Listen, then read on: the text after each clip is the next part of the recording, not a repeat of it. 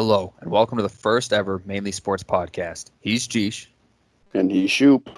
and this is where we cover all sports news and updates, along with the top 10 lists and everything else we all love and hate about sports. So, with that, today's podcast is our personal top 10 sports figures. Not by stats, not by what they did personally, accolade wise. It's what we view them as. It's our opinion of how much we like them, how much we enjoyed watch them, and so on and so forth. Um, so I'll just try. You want me to just start with mine first, then? Sure. Number 10 for me, Troy Brown. Troy Brown. A Patriot. A Patriot, and I hate the Patriots. The reason why is because Troy Brown was a receiver, but he was also a punt returner. He was also a kick returner. He was also a running back. He was also a defensive back. He was also a safety. This dude literally did anything. Bill Belichick's like, hey, go do it. And Troy Brown's like, yo, I got you. And he didn't do it like half, that word, half-butted. Right.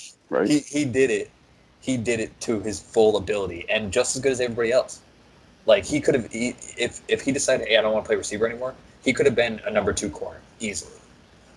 He was just so skilled, 100% skilled. And, by the way, honorable mention goes to Deion Branch in that, because Deion Branch was very good as well in his own right. All right, go ahead. You're number 10. And mind you, Troy Brown, a name that us New Englanders know very well. So, all right, so we're going to go to my list now. So number 10 for me, it's kind of a late addition, but we're going to go to the 2-time Cy Young Award winner, Jacob deGrom, New York Mets. Okay. And let me tell you why.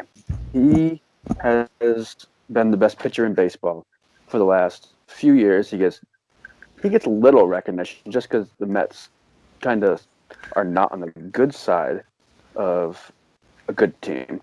They always have losing records. Their coaching's not that great. They never make the playoffs. But Jacob deGrom is always the man who can go 10-12 with a 1.7 ERA and make anybody on that team look good. So Jacob deGrom is my number 10 over my years. And yeah, so Jacob deGrom number 10. All right. That's a homer pick. I like how you didn't want to say that just the Mets suck because you're a fan of them. So, right. For number 9 for me, I'm going Zdeno Chara. Zdeno. Okay. Yeah. Yeah. And I mean, it's pretty self-explanatory. Fastest slap shot in hockey history. Yeah. Come on. Mm-hmm. He's huge. Huge. He's not a man you want to mess with. Have you ever seen him fight somebody, dude? Oh my God. His hand's the size of somebody's face. I'm good. And for a while, he was the top defenseman in the league. It's hard to be the top defenseman in the league and be like 6'10" or whatever he is. That's crazy. And he used to be super agile. Now he just needs to retire, though. I'll be straight up. We probably would have won the Stanley Cup Finals last year if Zdeno Chara would have just hung it up. We could have had somebody that had fresh legs and youth. But it's whatever. Yeah, true. Very, very true. My favorite memory of the Big Z is him checking Max Pacioretty into the side of the glass, smashing his head. Yep. Great memory. Yep. So yeah, Zdeno Chara, number 9. Okay. All right, so number 9 on my list. This is kind of he's considered probably one of the greatest of all time, and I loved watching him play growing up. Tiger Woods. I loved Tiger Woods. I loved watching him play. I wasn't a big golf fan, but when I did watch golf, Tiger Woods was the man, and I just loved seeing what he could do with any shot. He could be in the bunker and he'd somehow get out of it and put it 2 feet from the cup. And it's just, Tiger Woods was a big part of my childhood, watching him every Sunday on CBS Sports. So he's the reason then that when we play golf, you always hit it into the bunker. Got you. Sure, yeah. you want to be like Tiger. Got you. All right. Number 8 for me is Big Papi. Big Papi. Literally the only man that could ever get me excited to watch baseball. 100%. Mm-hmm. Because when he came up, something was going to happen. Something. Oh, yeah. Didn't matter. Like, dude, in the playoffs, when he hit the grand slam, the walk-off grand slam, come on. Oh, I guess Tigers, yes. Brilliant, dude. Brilliant. Or the whole, the 2004 comeback against the Yankees being down 0-3. Yeah. And him rallying that, and stuff like that. That was cool. Or, this is our effing city. Like, Yeah. and then going and winning, dude. Come on. So good. Big Papi was the man, off and on the diamond, 100%. And then he got shot, and I felt really bad for him. But then he lived, which shows even more that he's just a bad dude. So Yes. that's my number 8. David Ortiz is a very good number 8. And a coincidence that my number 8 is his former teammate. My number 8 is Manny Ramirez. Manny Ramirez was one of my favorite players to watch. He just did not care what he did. And Manny being Manny, that's just all you have to say. He was a hell of a player, too. One of the best hitters I've ever seen. But one of the laziest left fielders you've ever Right. seen. That 3-4 punch with Manny and Papi, that can't be beat. All right, my number 7. We talked a lot about it last night. Oh, hell yeah. Stone Cold Steve Austin. He is the reason why I got in so much trouble as a kid. I used to wrestle, pretending to be Stone Cold. We're not going to talk about what I used to wrestle, but yes, I used to wrestle pretending to be Stone Cold. We'll make a whole show about that in the future. Yes. But yes, Stone Cold, all the iconic scenes and promos with him, all the iconic stuff with Vince McMahon, all of his matches. I can go back and watch any match of Stone Cold's and love every second of it and know exactly what's going to happen because I've already watched it 100 times before. Stone Cold is the man, and sadly, he's only number 7 on my list. He should be top 5, but I put him at number 7. Yeah, I mean, WWE doesn't get the credit that they deserve. They are all athletes in that sport. I don't care what anyone says. But anyway, my number 7, you thought he was going to be in my top 3. He's not. LaDainian Tomlinson is my number 7. Wow. Okay. I was not a Chargers fan, but the way he juked and spun and got past defenders like it was nothing. It was just so smooth with it. He wasn't the quickest, but it's like he made it look so simple. Not quite Barry Sanders like, but he just had the perfect amount of skills in each category to get the job done. And like we were talking about earlier, the record-breaking season. My favorite thing about him is on the uniform he wore that dark visor. You couldn't see those eyes. Yeah. That was my favorite part. Michael Vick wore that visor only because defenses couldn't read his eyes. Because that's a big tell as a running back as well. Because they're always checking. Dude, there was a clip. It was Adrian Peterson against the Steelers. And Adrian Peterson's like looking because he knew he was going to get the ball. And you see his eyes just darting around the line. Like, where am I going to go with this? And then he like focuses on one hole in the line. And that's exactly where he went. And he went right through it. Like he saw in the defense before the play even started where he was going to go. And he knew where the hole was going to go. It was really cool. And then he ran over my safety. And that really hurt my feelings a lot. But all right, number 6. Just to show that I'm not a homer, I have Ray Lewis. Okay. Dude, being a Steelers fan, I watched him a lot. Okay. Yes. And this man was dangerous. Like he had the scrawniest of legs. I don't know how the hell his body held up on them legs, but he played from sideline to sideline, and he didn't look like he could. Like he was built like James Harrison, but he had the speed of Ryan Shazier. Like I don't care. Like he was huge, dude, and he was fast. Like if you try to do like a halfback screen to the left side and he's lined up on the right, he's gonna be the guy that's in on that tackle. It makes no sense to me how somebody can be such a good pass rusher and such a good pass coverage guy. It's crazy, and then be able to stop the run like he did. He was an animal. He was an animal. And one of my favorite clips of all time is Chad Ochocinco running into him at the goal line. He went to block Ray Lewis, and he didn't see that it was Ray Lewis, and he blocked Ray Lewis, and he's laying on the ground out of breath, and he comes hobbling over to the sideline, and they're like, "Dude, what were you thinking?" He's like, "I didn't know that was Ray." Like, almost knocked him out on just trying to block him, dude. It was crazy. Yeah. But yeah, that's my number 6. Number 6 for me, we're going to transfer from football to baseball. In my opinion, one of the greatest baseball players ever set foot on a diamond. And it might be controversial. I don't know. But Ken Griffey Jr. is my number 6.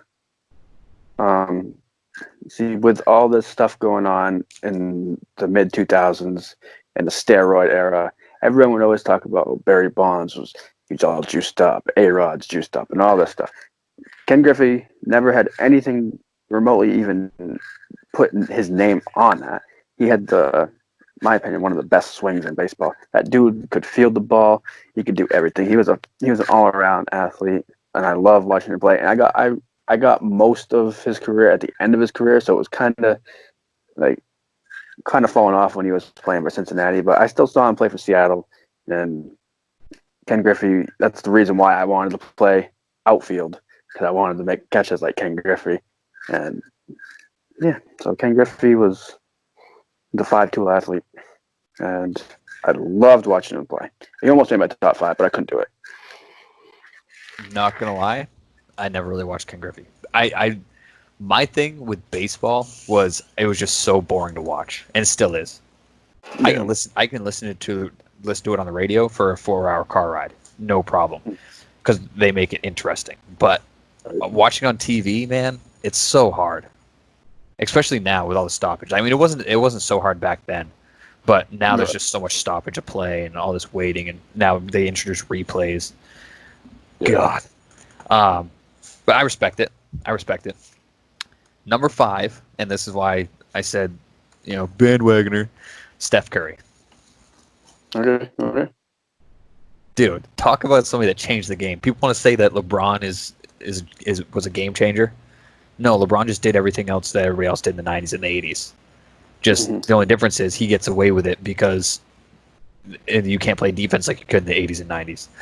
But Steph Curry, dude, changed the game. Literally, look at the Rockets. The Rockets went from, hey, we're going to be big and tall and win, to we're not going to start a guy that's over 6'7". We're just going to chuck threes up all game. Mm-hmm. And it's because of Steph Curry. Like, dude, Steph Curry was crazy. Steph Curry is the only man in NBA history that you literally have to defend from the three-point line on your side of the court. Right.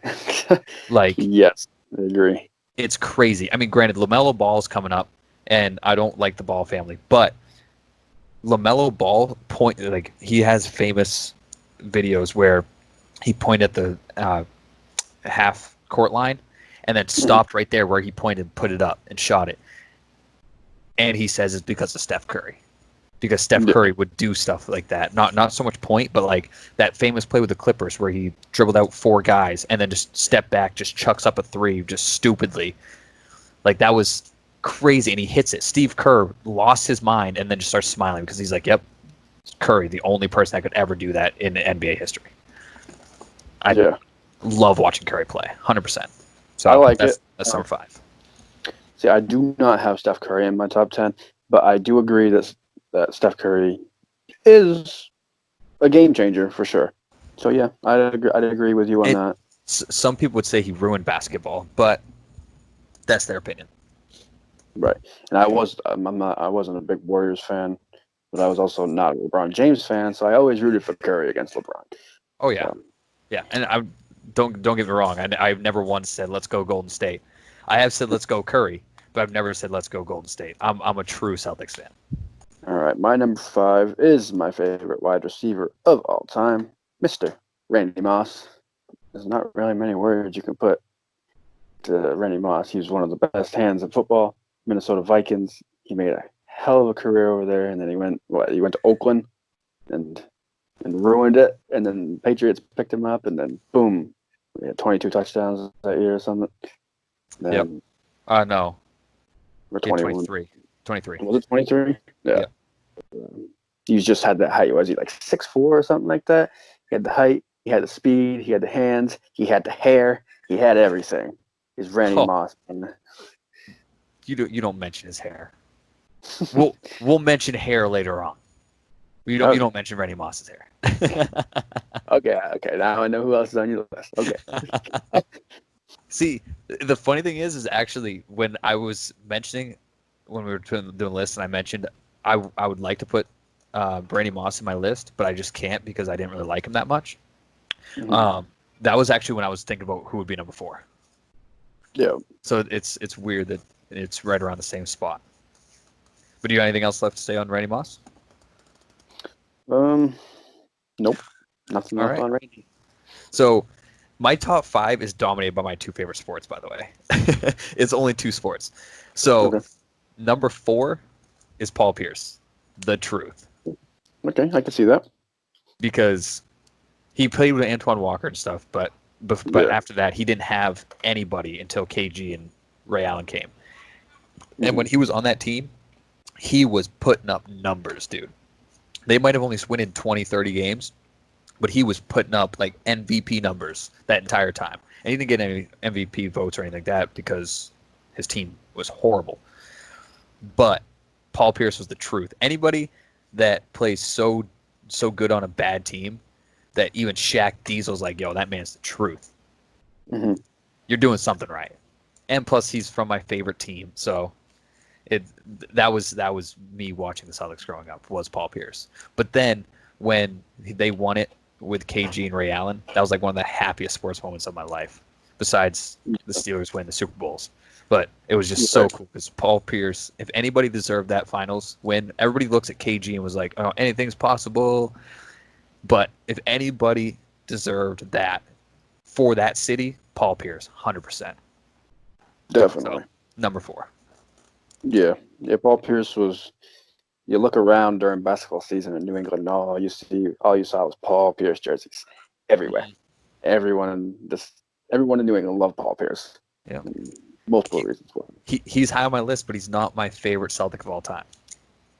Okay. All right. So you had Paul Pierce number 4. You mentioned he got the nickname "The Truth" from Shaq, and a coincidence, Shaq's my number 4. So we're gonna start with when I was a baby. Shaq was drafted in 1993 or whatever it was. The first basketball player I ever knew was Shaquille O'Neal. I called him Shaquille O'Neal because I couldn't say his last name. But Shaq, he was just the unstoppable force. When Shaq was in his prime, you couldn't stop him. There was no way. You get in his way, he's just gonna go right through you. He was like a Mack truck. It's like between the dunks and the broken. I mean, his free throws kind of weren't that great, but we're not talking about stats. We're talking about influences and favorite players and all that stuff. Shaquille O'Neal, that's the first player I grew up watching. And then, the first thing I remember from him is the Lakers three-peat. I hated the Lakers, but I had Shaq. I had to root for Shaq because Shaq was my guy. But that's all I'm going to say on Shaq. Go icy hot. Go any other thing that he does promote-wise. And don't forget, he might not have been able to hit a free throw, but he did beat Charles Barkley in a 3-point competition. Yeah. That's all I'm saying. So Shaq, okay, that's not bad. I didn't put him in my top 10, but that's only because I don't know. I didn't really follow him like that. Like when I was younger, I followed the Celtics, and it was only like if I saw Shaq play, it was because they were playing the Celtics, and so when I really started like following other teams, Shaq was old. Like he was with the Heat at that time, and D Wade practically carried him to a Finals championship, and then he went to the Suns and ruined a dynasty that they could have had. But in my not because Shaq was so bad, it was just that they did a 7-second tempo offense, and Shaq is not 7 seconds. It takes Shaq 20 seconds of the 24 shot clock at that time to get down to the other end of the court. So, so number 3 for me is Marshawn Lynch. Really? Skittles, beast mode. Yeah, dude. I have watched his highlight videos so many times, and since this whole quarantine thing, I have watched his running highlights at least 10 times in this month. That many times, just because Marshawn Lynch was a beast, dude. That run against the Saints in the 2011 playoffs, dude, nothing other like it. He created an earthquake. Name another man that's ever run the ball and created an earthquake. I'll wait, because there's only one man that ever did it. Marshawn Lynch. I think there was a earthquake during a Kansas City game or something like that, right? It was a small. It registered on the Richter scale, something like that. I can't remember. It might have been a basketball game, but I think it was a Kansas City game. But anyways, yeah, dude, Marshawn Lynch, Skittles. His not caring personality, dude. I'm just here so I don't get fined. Like that was so good. And screw Pete Carroll for not running the ball against the Patriots, because then Tom Brady would not have 5 Super Bowls, or not have 6 Super Bowls, and Marshawn Lynch would have 2 Super Bowls because he deserves more than 2. That man was a beast, and he carried the Seahawks for 4 straight years. When Russell Wilson couldn't, it was Marshawn Lynch, 100%. Because Russell Wilson was actually not that great during that Super Bowl run. He really wasn't. So, yeah, number 3 is Marshawn Lynch. Okay. I'm honestly surprised at the Marshawn Lynch pick. I did not see that coming. We're gonna move on here, and we're gonna go number 3 for me. And this is kind of a well, not home thing because I'm not from New York, but one of my teams. And the captain, David Wright, is my number 3, the New York Mets. Wow. Okay. Um, David Wright was the heart and soul of the New York Mets for all those years. He started with the Mets. He ended with the Mets. I wished his career would have gone a little different, less injuries, and could have actually played full seasons over his career, but he had those back problems. But he always stayed committed to trying to work hard and come back. But yeah, David Wright always will be my favorite Met of all time. Third base, and I almost put Jose Reyes on those lists just because they played side by side, but I couldn't do it because Jose Reyes wasn't that great in 2006 against in the NLDS against the Cardinals, and it kind of ruined their chance to go to the World Series. But anyway, yeah, David Wright, the home run against Kansas City in the World Series in Citi Field, best hit I've ever seen in in the Mets history. He come out, hit a home run after coming back from an injury. Can't play that any better. David Wright, my number 3. Number 2 for me, Marcus Smart. Okay.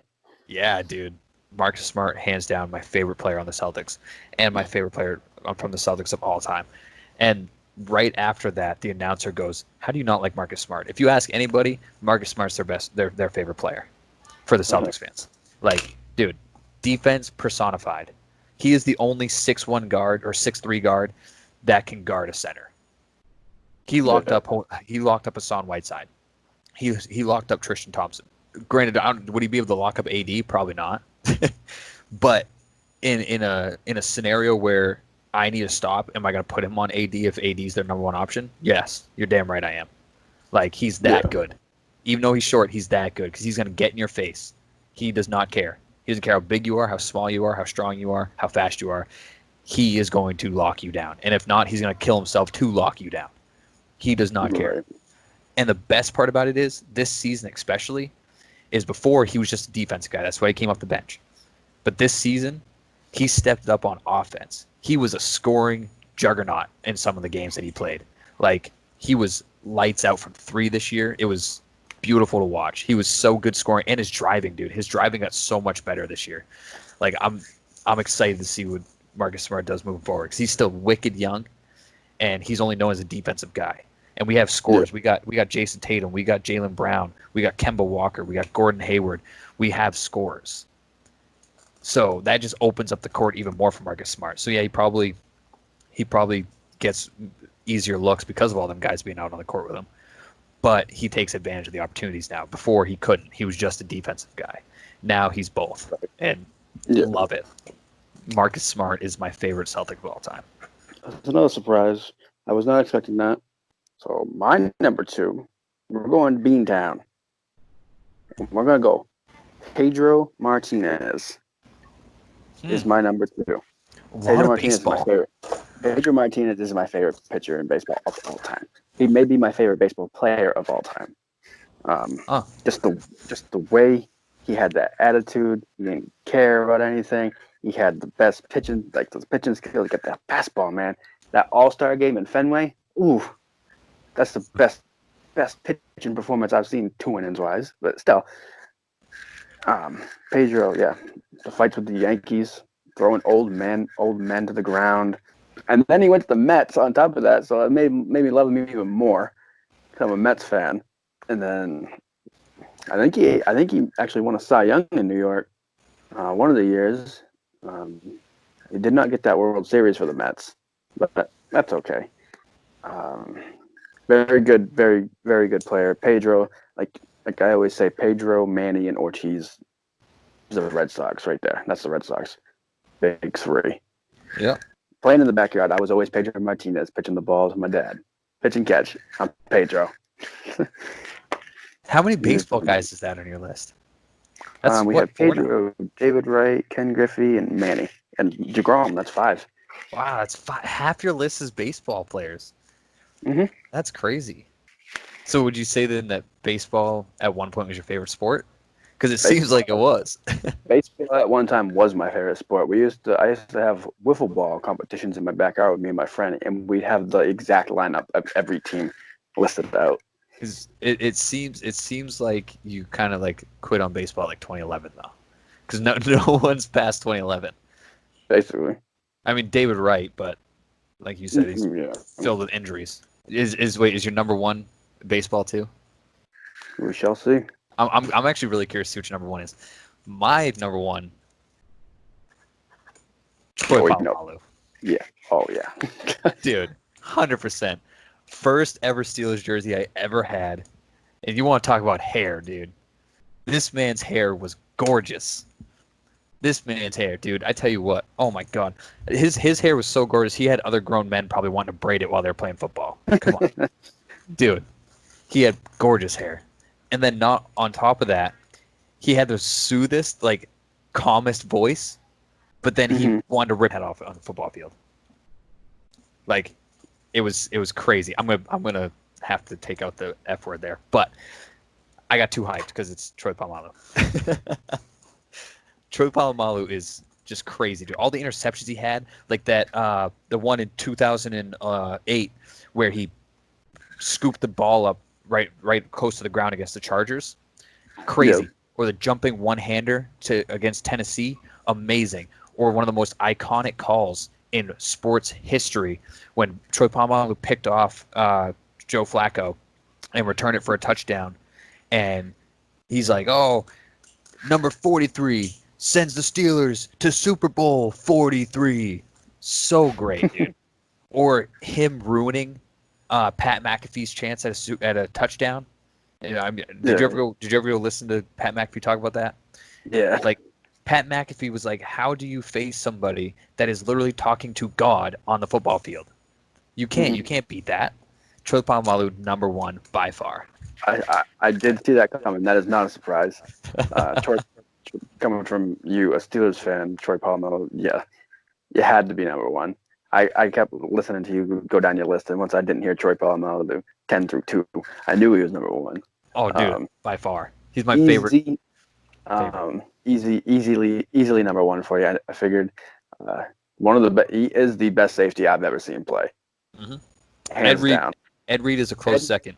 Ed Reed is a close second, and the thing with Ed Reed, it was so good because they'd battle 2 times a year, and it would make the game so much better. Those two, the Ravens and Steelers rivalry was just out of control back then.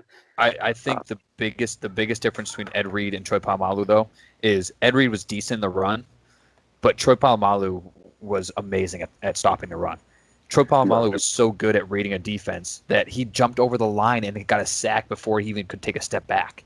Like he timed that snap count. Like his intuition was next level, and I think that's what puts him over Ed Reed, because Ed Reed had all the talent, but Troy Polamalu was just next level intuition. He was talking to God. You can't beat that. Mm-hmm. So yeah, Troy Polamalu definitely one of the best players I've ever seen on any side. I'm curious to hear what your number one is, though. You should know your number one. Standing 6'4" out of Marquette. Number 3, Dwayne Wade. Big time, obviously number 1. It's got to be Dwayne Wade. Been a fan since Marquette. I don't care what anyone says. I don't care what anyone says about him going to the Heat, and I don't care what anyone says about LeBron James going to the Miami Heat. I don't like LeBron James. I like Dwayne Wade. That's why I was a Heat fan. And this is why I will always be a Heat fan. Dwayne Wade is, I'd consider one of the top 3 shooting guards of all time, behind maybe, obviously, Michael Jordan and Allen Iverson. Whoa, controversy. Yeah, I don't know, but yeah, Dwayne Wade, yeah. No, hold up. You just put Allen Iverson ahead of Dwayne Wade and Kobe Bryant?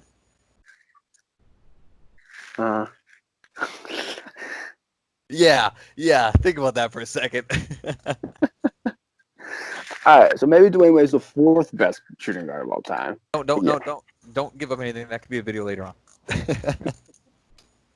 We're gonna That edit could be a that out. video. Yeah, I'll cut that out. But there's no way that Allen Iverson is ahead of Kobe or Dwayne Wade, in my opinion. Allen Iverson didn't have the longevity, and he didn't want to come off the bench. Dwayne Wade at least prolonged his career by coming off the bench, and was very useful coming off the bench. So, Mhm. but that's another story for another time. Go ahead. Right. Yeah, Dwayne Wade. I had posters of him on my wall throughout my childhood, as much as I could find. Being from Maine, we weren't even close to Miami, so it was kind of hard. So most of my pictures came from.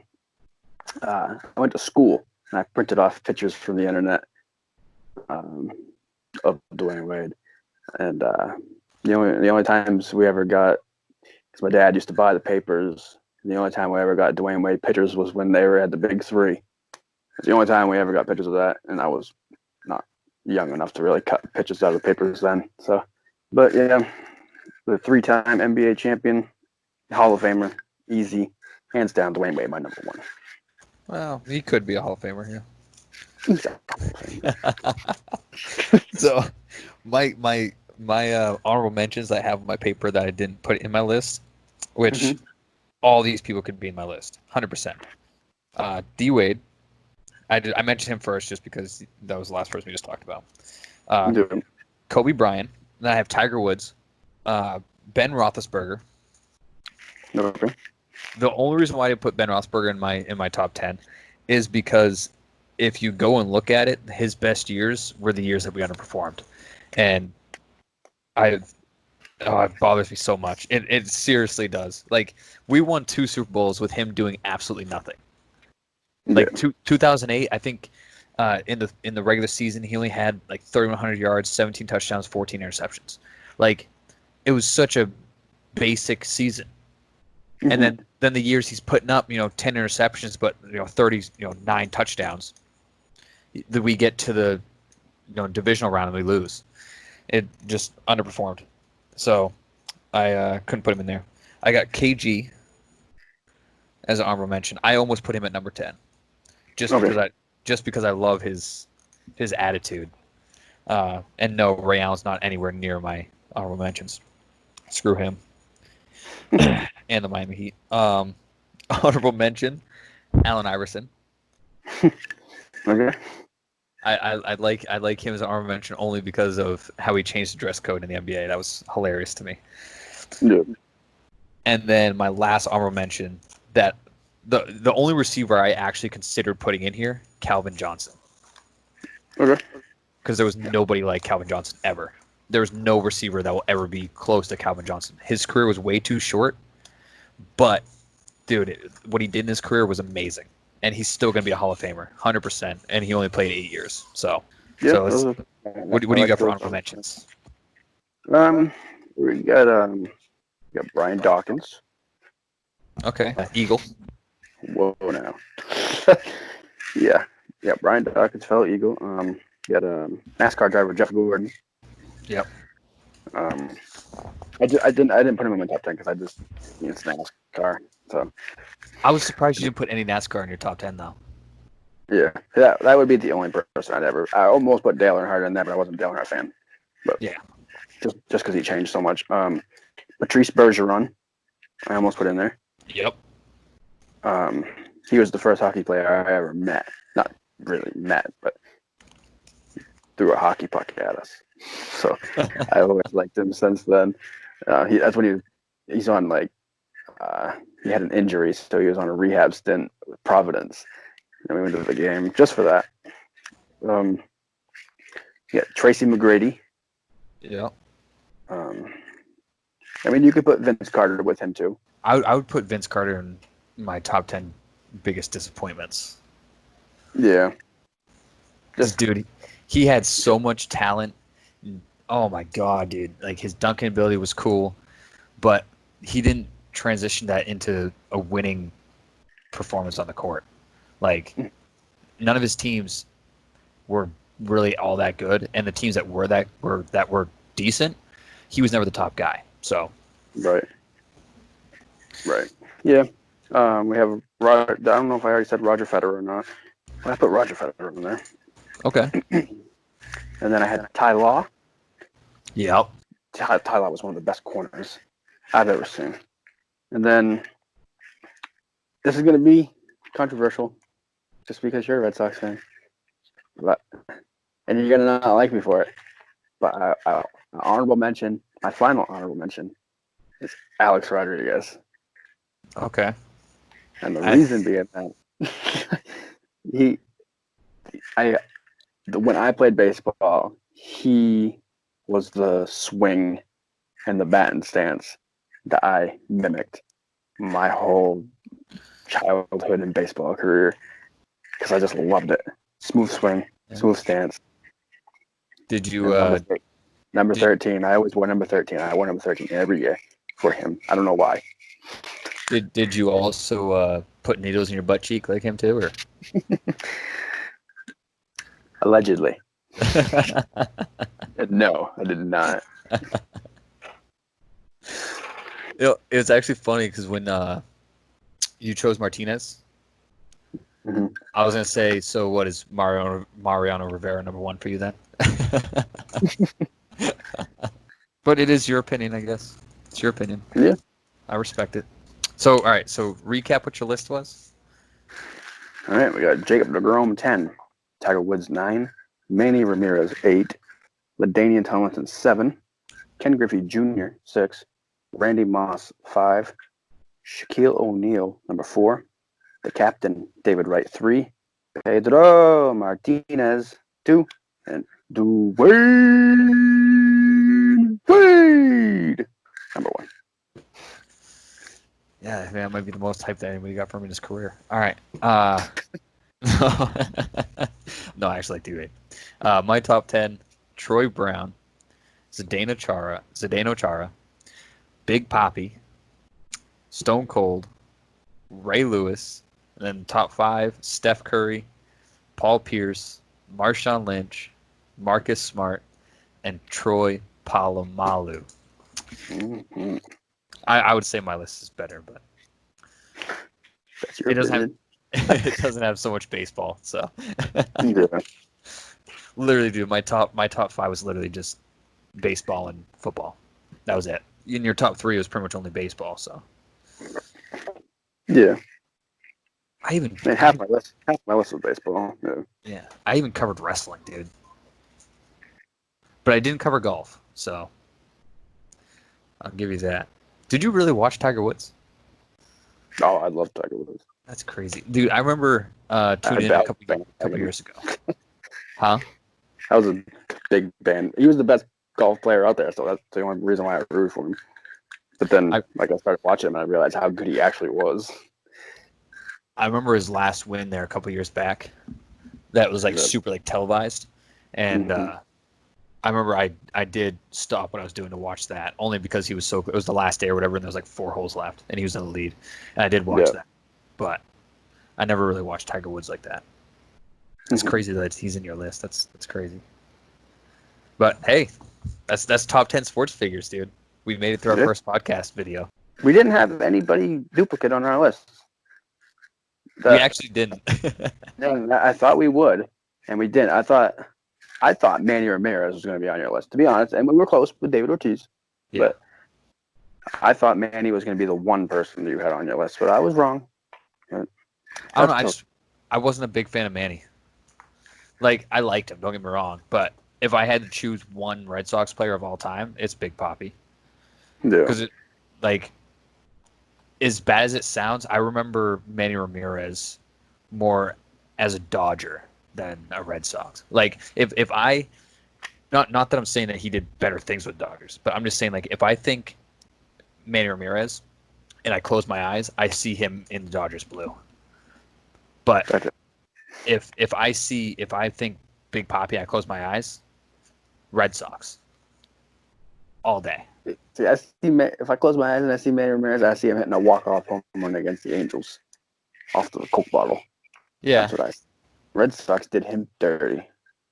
Manny Ramirez did the Red Sox dirty. Do you know how he did dirty? He put a dirty needle in his butt cheek. Okay. Allegedly.